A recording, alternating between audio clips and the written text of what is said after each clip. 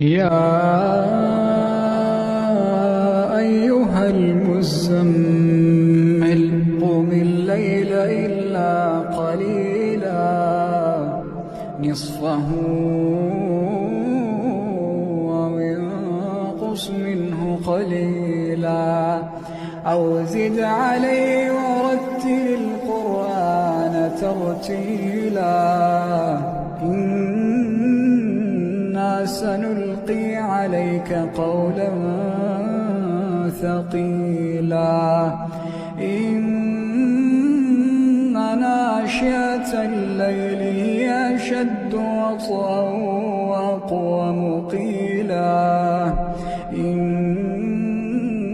لك في النهار سبحا طويلا واذكر اسم ربك وتبتل إليه